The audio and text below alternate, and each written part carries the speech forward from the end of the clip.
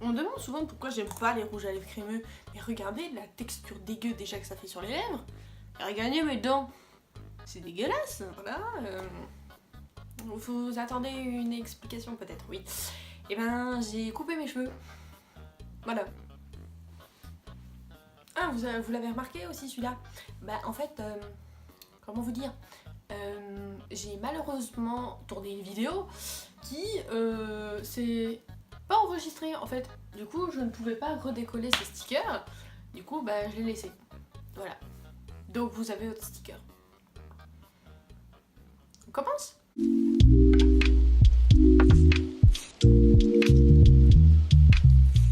Il y a pas longtemps, je parlais avec un ami sur Instagram, donc si vous ne savez pas quel est mon Instagram, voilà, le lien est dans la description, allez vous abonner. Je parlais avec un ami qui s'appelle Fabien, donc il y a un Instagram lui aussi, un très très bon Instagram, voilà, je pense que, voilà, petite photo, voilà, hop, photo, encore une photo, voilà, donc ce mec a vraiment beaucoup de talent.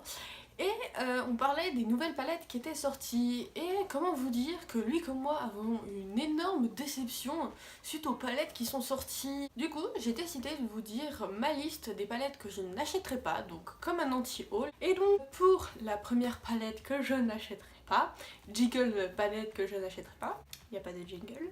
Je me décale un peu histoire que vous ayez les palettes donc juste ici.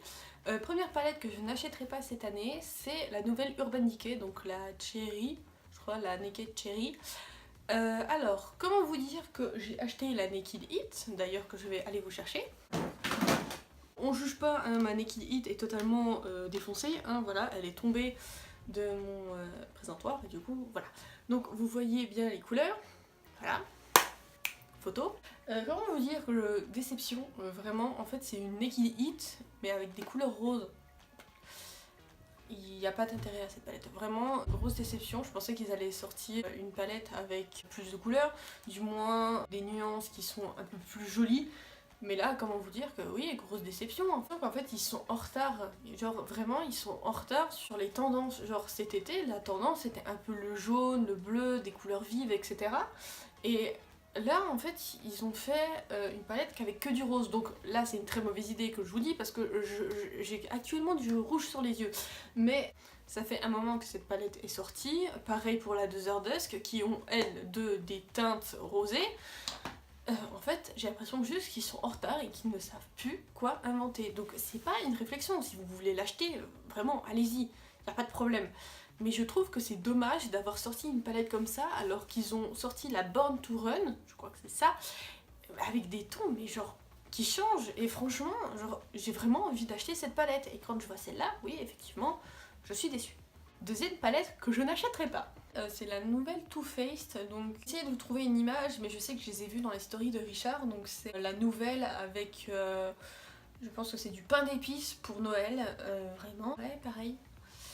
Bah, j'ai regardé la vidéo d'anti-haul de Yoko Rally et elle disait qu'au bout d'un moment, en fait, Too Faced changeait que 2 fards dans sa composition. Et bien, genre, je me suis dit, ah, vas-y, c'est bon, elle abuse.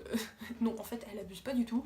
Sachant que j'ai la chocolate bar juste ici et que j'ai acheté à une amie aussi une chocolate bar, et ben en fait, il y avait juste 2 couleurs qui changeaient. Et là, c'est pareil, genre, il y a 2-3 couleurs qui changent, le reste, c'est exactement les mêmes fards.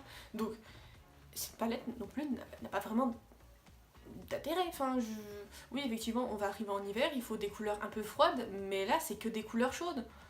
Donc, ouais, je suis mitigée, je suis un peu déçue de tout ça, voilà.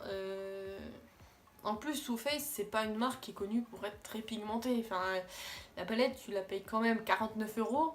Tu t'attends à ce que ça envoie du lourd derrière. Et quand je vois que tous mes fards, si j'essaye de les dégrader, ça devient du brun, voilà, je suis un peu dégoûtée en fait. Genre, tu me donnes une palette avec que des fards bruns et tout le temps la même nuance, c'est exactement leur palette. Pour commencer, Too Faced, c'est très bien, mais après, quand on veut évoluer dans le make-up, faut oublier les palettes Too Faced tout simplement. Enfin, elles ne sont plus pigmentées, elles n'apportent rien.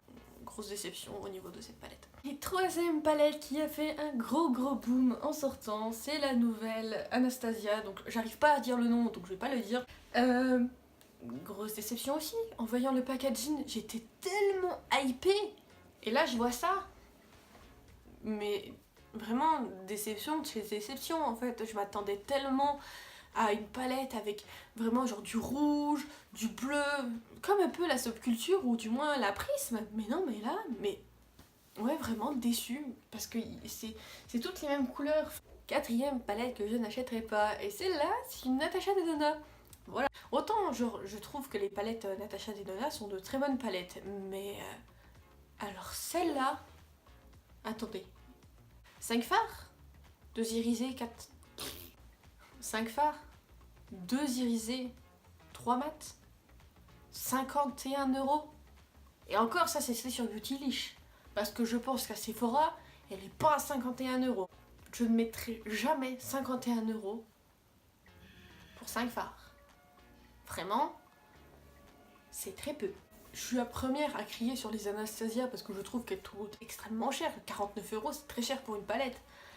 Mais 51 € pour 5 fards, 49 €, on a 14 fards quand même. Un peu du foutage de gueule ou je ne sais pas, mais même si la pigmentation est géniale, que tout le monde dit que c'est des palettes géniales, vraiment je vois pas l'intérêt de cette palette, surtout que c'est que des fards marrons.